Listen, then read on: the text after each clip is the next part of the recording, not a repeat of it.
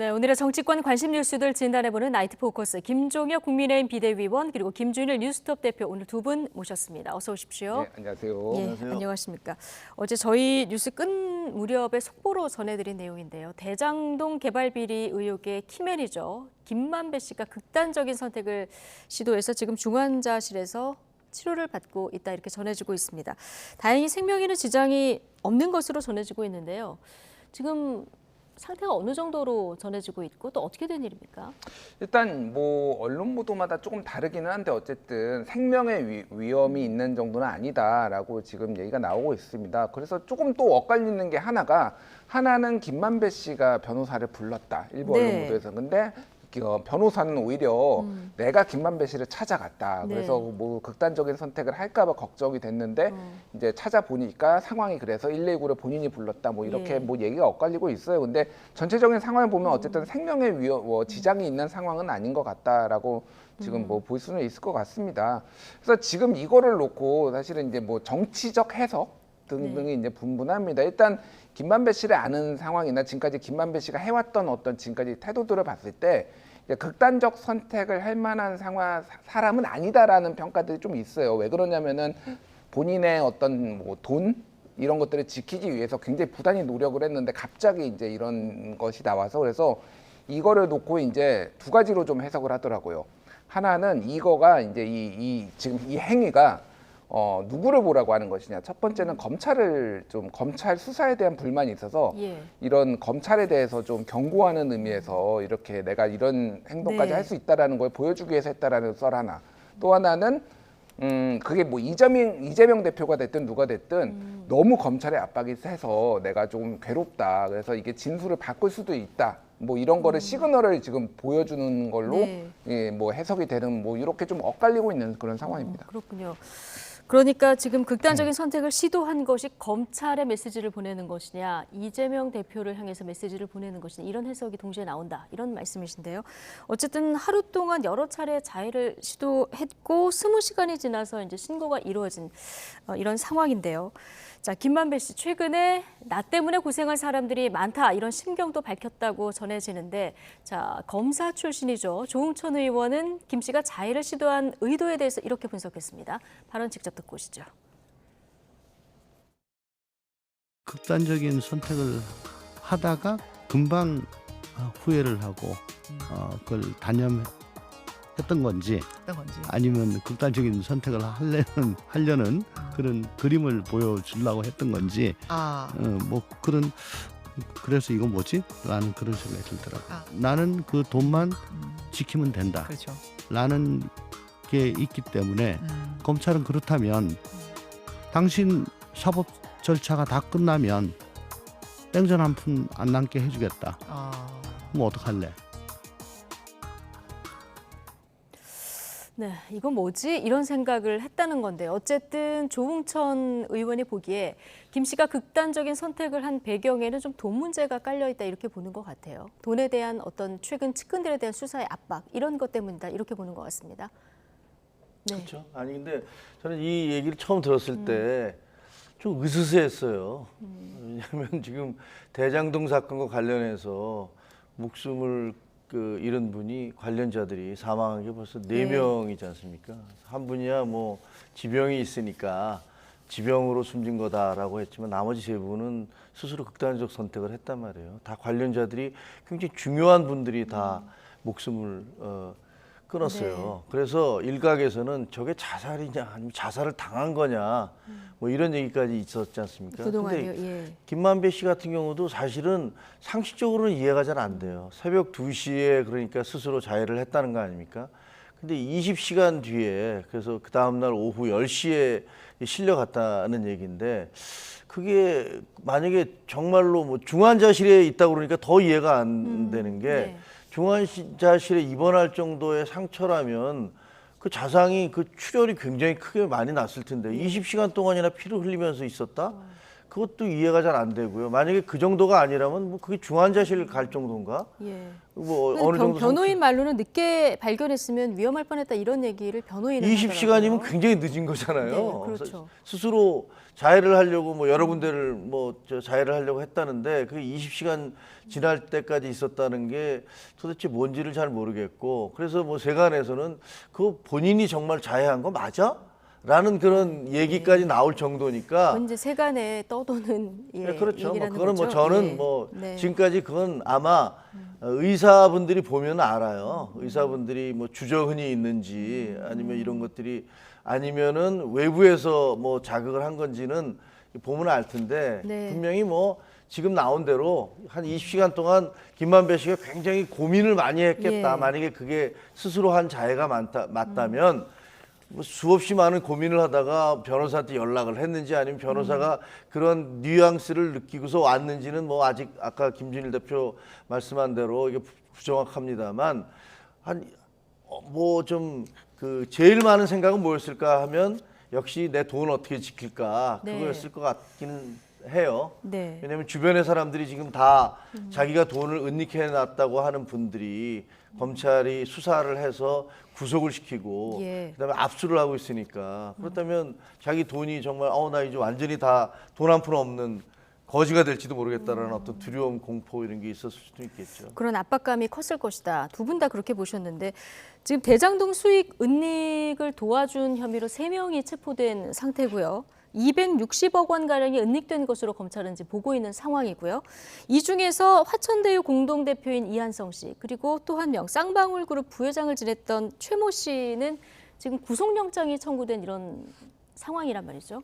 예, 뭐 쌍방울 부회장 같은 경우에는 원래 뭐 사회에서 알고 지낸 후배였다라는데 네. 굉장히 이제 가깝게 대여금 자체가 뭐 이제 화천대유나 이런 데서 수시로 왔다 갔다 하면서 그게 기업 다른 데 인수 자금으로 쓰였다라고 하고 네. 거기에 또 과거에 쌍방울의 그 기업 인수를 담당했던 임원이 거기에서 또 역할을 했다 네. 뭐 이런 것까지 언론 보도로 나왔습니다. 그래서 이거를 이제 이 화천대유 돈을 조금 이제 그 기업 인수 자금으로 쓰면서 이거를 뭐 더 불리거나 아니면 돈 세탁을 하거나 뭐 이런 과정에 조금 이 최 씨, 쌍방울 전 부회장인 최 씨가 이제 역할을 한 거 아니냐 이렇게 추정이 됩니다. 네. 저 조력자들 그래픽 좀 보여주시죠. 예.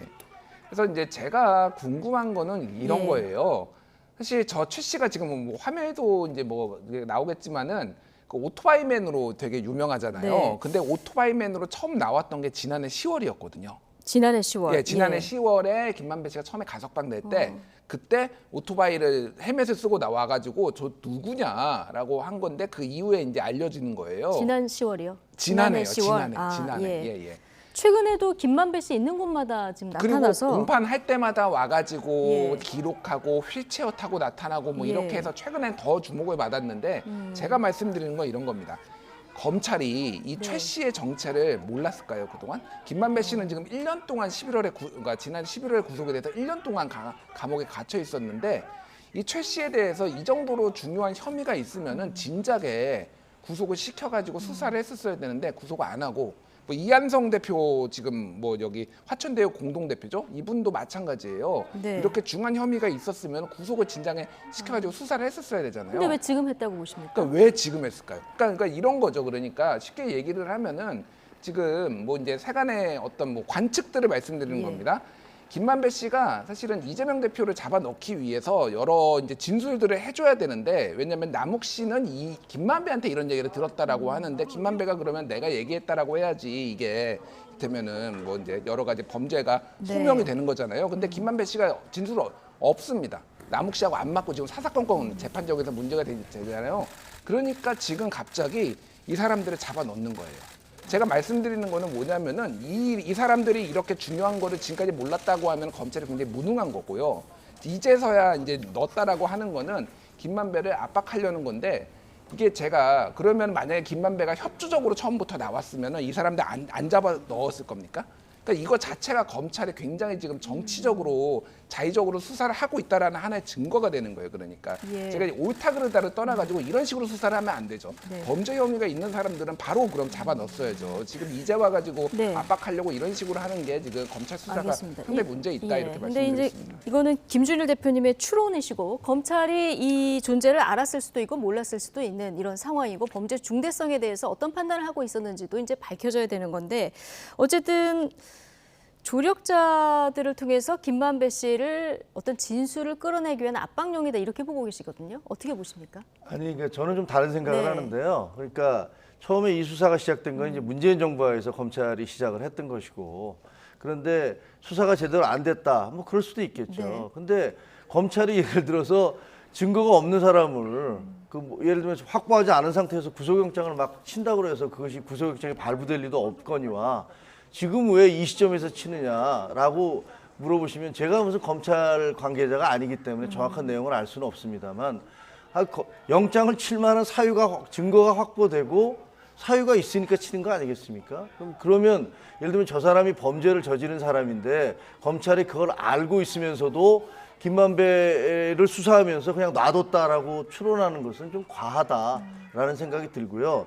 저는 이 그림이 지금 이제 세 사람만 나와 있는데 이 전체 그림을 보면요 정말 좀 특이한 부분이 있어요. 예. 예를 들면 자 여기에 사실은 이해찬 지금 대표는 전 고문은 안 나와 있지만 이재명 지금 의원의 이재명 당대표의 가장 큰 후견인이라고 여겨지고 있는 이해찬 전 고문 전 대표시죠. 그리고 이분의 그 보좌관이었던 분이 이화영 씨예요. 예. 그리고 이분의 보좌관이 또 이한성 이한성 씨. 씨고요. 예. 그런데 이화영 씨는 쌍방울과 관련돼서 대북송금과 관계돼 있죠. 예. 그 보좌관이 이한성 씨는 화천대유 대표로 돼 있어서 김만배 씨하고 관계가 돼 있어요. 네.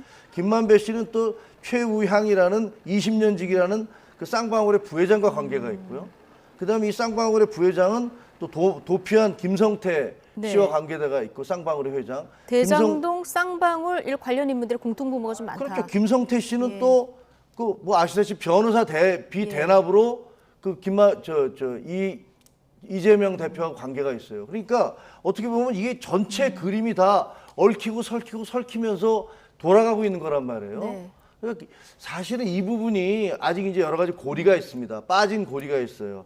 예를 들면 김성태 씨 같은 경우는 지금 도피해 있는 상황인데 이분이 들어오면 전체의 그림이 다 맞춰지고 네. 저는 혹시 이게 지금의 드러난 만약에 이게 일반 다른 사건이었다면 예. 정치적인 사건이 아니고 일반 사건이었다면 아마 굉장히 큰 그림이 그려졌을 거라고 생각을 해요. 근데 결국은 그것도 맞춰져 가고 있다. 이런 맞춰져 가고 있다. 예, 지금 이렇게 화면에서 보여집니다. 계속 보고 계신 저 헬멧남에 대한 관심도 큰데 지금 구속영장이 청구돼 있는 상태라서 구속 갈림길에 섰는데 굉장히 김만배 씨와 인연도 오래됐지만 이력도 독특하더라고요. 예, 뭐 소위 말하는 뭐 조폭 출신이다 뭐 이런 식으로 지금 알려져 있는데 뭐 호남 지역에서 뭐 그런 건달 생활을 하다가 뭐 연합 새마을파 수도권으로 와가지고 그래서 뭐 룸사롱을 관리하고 뭐 이런 역할을 했다고 중앙일보가 보도를 했어요. 그래서 예. 그 이후 2005년에 범죄단체 구성으로 3년 6개월형을 받았고 이거를 이제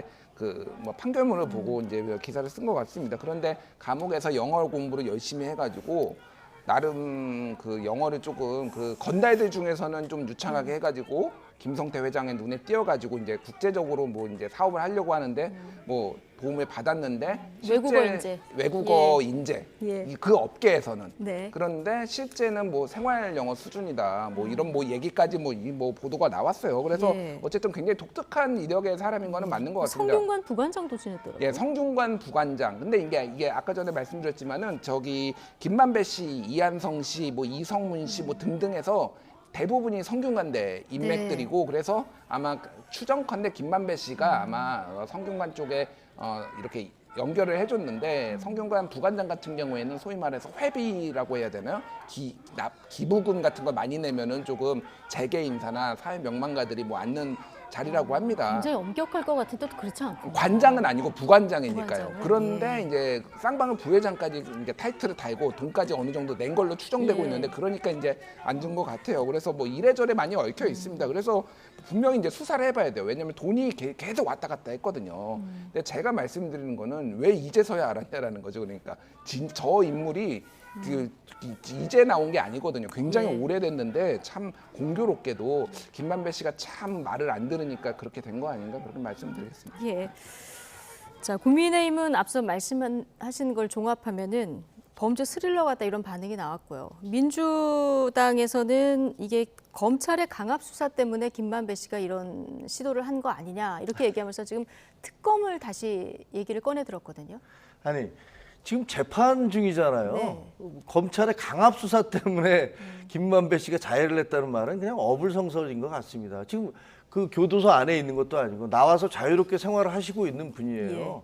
그럼 강압이라는 게 뭘까요? 지금 아까 말씀하신 대로 본인이 은닉해놨던 그 재산이 발견되어지고 그다음에 그거를 맡겨놨던 사람들이 이제 사법 처리를 당하게 되니까 그런 것들이 강압이라면 그러면 검찰은 수사를 하지 말아야 됩니까? 범죄자들에 대해서 범죄 그 수익으로 은닉해놓은 돈을 찾지 말아야지 되는 겁니까?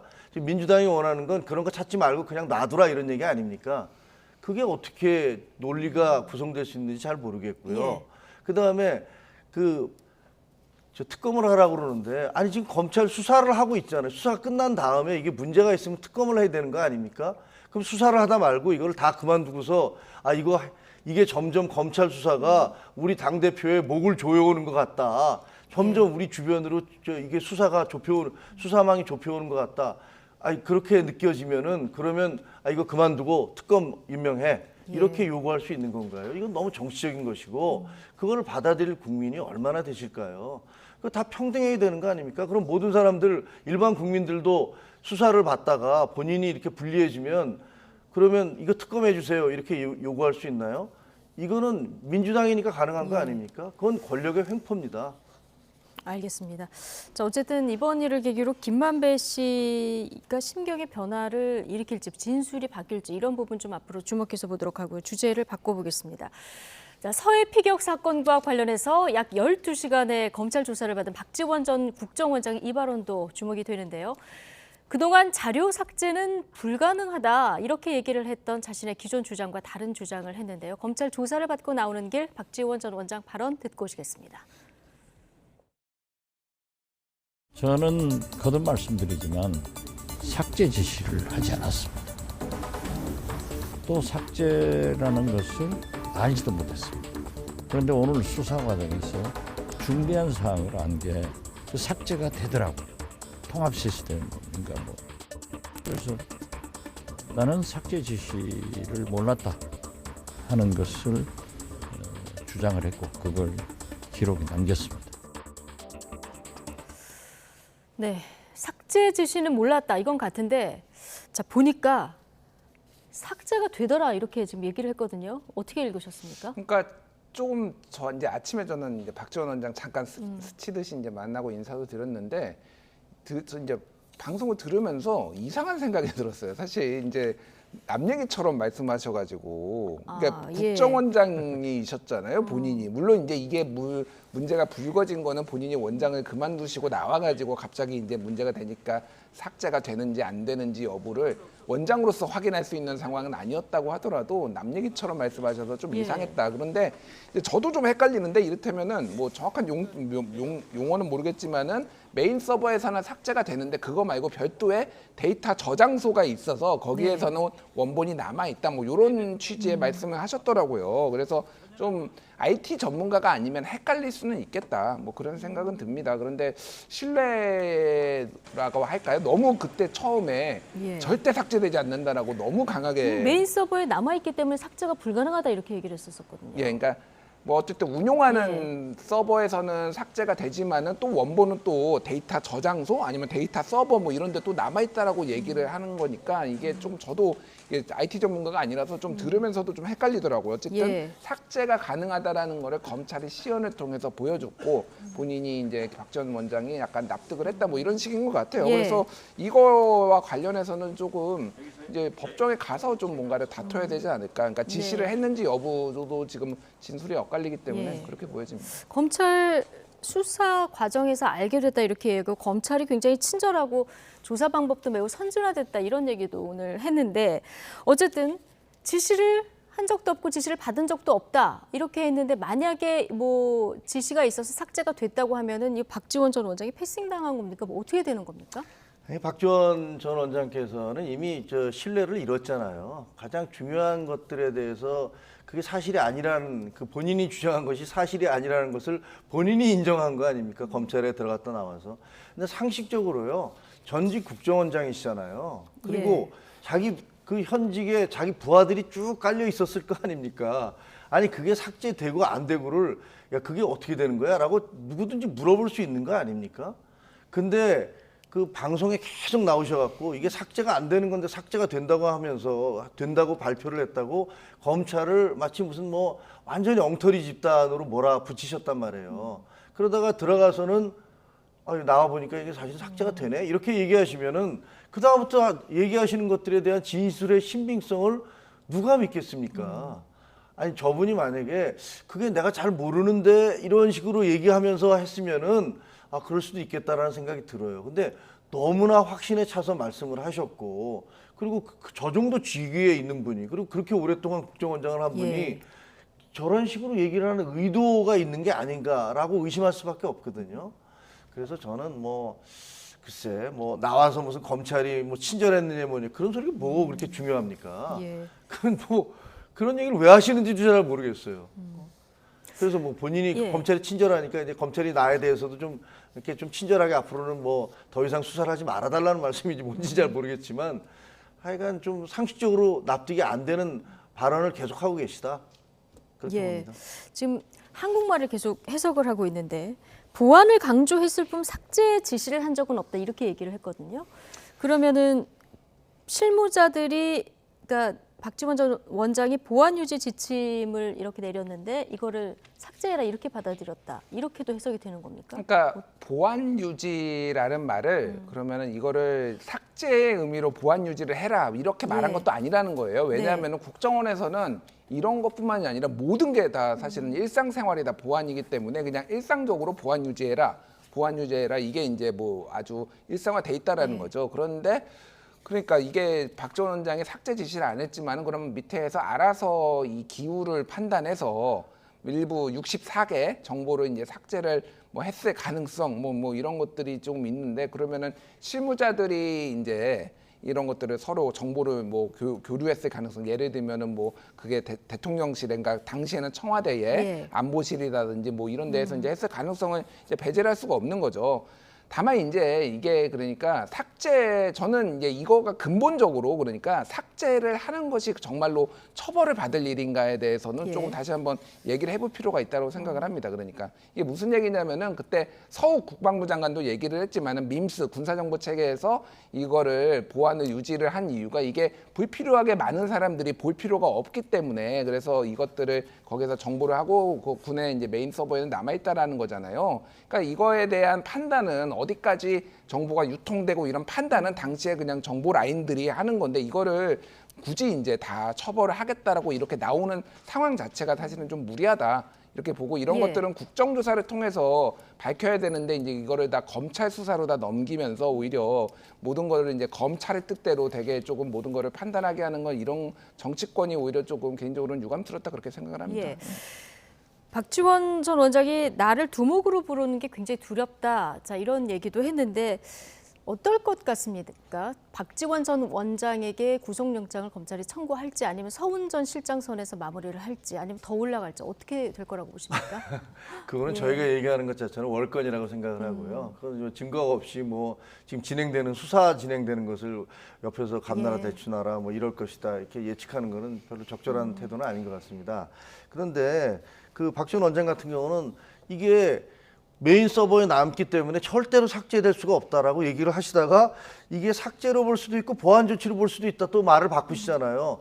그러면 그 국정원에서 아니 원장이 지시하지도 않았는데 밑에서 알아서 그런 것들이 이거 좀 문제가 있을 수 있으니까 우리가 지우자 이렇게 됐다라면은 그게 가능한 조직일까라는 생각이 들고요. 그리고 지금 검찰에서 저렇게 박정원 원장을 소환해서 조사까지 하는 건 밑에 있는 사람들이 진술을 했기 때문일 거예요. 사실은 원장이 이렇게 하라고 해서 했습니다라고 얘기를 하는 진술이 나왔으니까 그걸 근거로 해서 소환을 하지. 그런 게 없이 어떻게 소환을 하겠습니까? 그러니까 제가 보기에는 박지원 원장께서 저렇게 태도가 바뀌는 것은 들어가서 보니까 이 검찰이 내가 주장하는 것보다 내 주장을 깰 수 있는 상당한 증거와 진술들을 갖고 있구나라고 하기 때문에 지금 나와서 저렇게 말씀을 하시는 거라고 저는 생각을 해요. 그래서 글쎄요, 모르겠습니다. 그 구속영장이 청구될지 안 될지는 그건 법리를 따져봐야 되는 거기 때문에 책임 소재를 따져봐야 되는 거기 때문에 저희가 얘기할 수는 없습니다만 어쨌든 전직 국정원장으로서 저렇게 대국민 그 새빨간 거짓말이라고 할 수는 없습니다만 아무리 봐도 착각이라고 볼 수 없는 그런 거짓말을 방송사마다 돌아다니면서 하셨잖아요. 네. 거기에 대해서는 분명한 책임을 져야 된다 이런 생각이 듭니다. 알겠습니다. 자, 예산안 협상이 어떻게 되는지 이 얘기도 좀 해보겠습니다. 내년도 예산안 협상과 관련해서 국회의장이 마지막 중재안을 내는데요. 여야의 반응이 엇갈리면서 또다시 안개 속으로 빠져들고 있습니다. 관련 발언 듣고 오시죠. 예산안 처리는 기본적으로 정부 여당의 업무입니다. 이게 저희로서도 쉽게 받아들일 수 없는 것이긴 하지만 대승적 차원에서 이 국회의장의 중재안을 수용하는 만큼 여당은 또 정부는 당연히 이에 응할 것으로 생각합니다. 쟁점이 있는 항목이 대단히 많습니다. 이거 이외에도 1% 감세도 턱없이 부족하고 여러 가지 불만이 많습니다만은 수용 여부에 대한 이 판단은 일단 보류를 하고 나머지 협상을 계속해서 최종적으로 의견을 내도록 그렇게 하겠습니다. 네. 자, 법인세 최고 세율 1%포인트 인하, 이게 국회의장 중재안이었는데요. 민주당은 이걸 오늘 받았는데요. 자, 국민의힘 입장부터 먼저 여쭤보겠습니다. 수용 여부는 일단 보류를 했고요. 나머지 협상을 이제 계속해서 최종적으로 의견을 내겠다고 했거든요.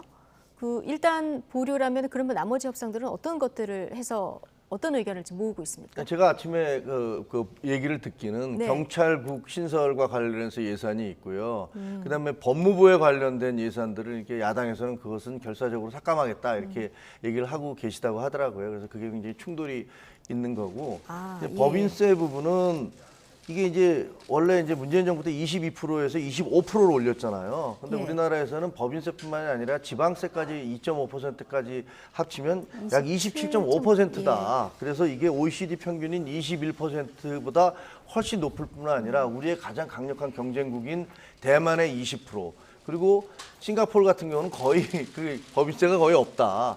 그러니까 이게 외국 기업들을 이제 유치를 해와야 되는, IT 기업들도 유치를 해와야 되고 국제 경쟁이 점점 치열해지고 있는데 그러려면 지금 현재 법인세로는 이게 어렵다. 외국 기업 유치도 어렵고 더구나 이제 경제가 굉장히 그 어려운 상황으로 들어가고 있잖아요. 세계적인 불황으로 접어들어가고 있기 때문에 그럴 때는 어쨌든 세금을 좀 줄여서 경제를 활성화시키고 그다음에 경제가 좀 활성화되면 세금을 더 걷는 이런 방법을 써야 되는 게 아니냐라는 게 이제 저희 당의 입장인 거죠. 그런 입장으로 계속 주장을 해왔는데 전문가인 국회의장 김진표 국회의장께서도 22%로 하고 그다음에 한시적으로 2년간 유예를 하자 이런 중재안을 내셨었어요. 처음에. 근데 그게 안 됐잖아요. 그게 안 받아들여진 거고.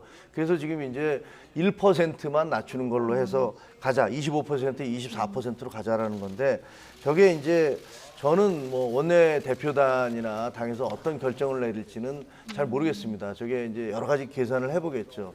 하지만 이 전체 과정을 보면 이게 퍼센트 자체가 중요한 게 아니라 이것이 과연 경제를 활성화시킬 수 있을 것이냐, 그리고 외국 기업들을 끌어들일 수 있을 것이냐라는 그런 고민들에서부터 좀 시작해 줬으면 좋겠다. 그렇게 끌어들이려면 1%포인트 인하는 너무 적다. 그건 국민의힘 뭐 너무 의원들은 약하지 않은가 약하다. 그런 이렇게 생각을 합니다. 보고 계신 건데 네. 어쨌든 예산안은 통과를 시켜야 되니까 네. 지금 보면 경찰국 신설 예산이라든가 뭐 법무부 예산 이렇게 국민의힘이 생각하고 있는 예산안에서 조금 조정이 되면 좀 국민의힘에서 미흡하다고 생각을 하더라도 1%포인트는 일단 보류라고 했기 때문에 뭐 최종적으로는 예산안을 안 통과시킬 수가 없잖아요. 그러니까요. 근데 받아들일- 저희가 다수가 아니란 말이에요. 예. 그러니까 정말 여러 가지 어려움이 있는 거죠. 네, 어떻게 될 것 같습니까, 김준일 대표님? 일단 우리 김종혁 위원님이 말씀하신 거를 좀 반박을 하고 예를 들면은 이제 보수에서 얘기하는 게 소위 말하는 낙수 효과잖아요. 그래서 이제 뭐 법인세를 내리면은 기업들이 들어올 것이다. 그 이명박 정부 때 법인세 내리고 그랬는데 제가 김종혁 위원님께 물어보고 싶은 거 그래서 외국 기업 법인세 내려서 들어온 사례를 한번 말씀해 네. 주시면은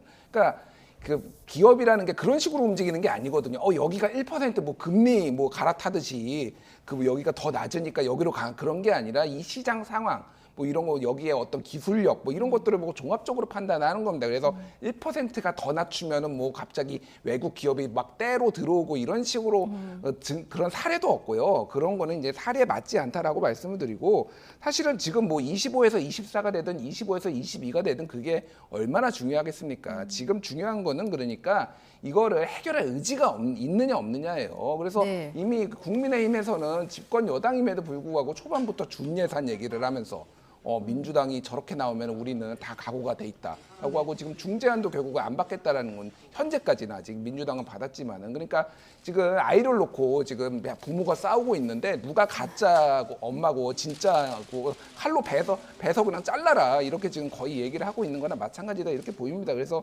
좀 누가 진짜 여당이고 야당인지 모르겠고 책임 있는 좀 자세를 좀 보이셨으면 좋겠다. 예. 저도 좀 네. 거기에 대해서는 반박을 좀 해야 될 것 같은데요.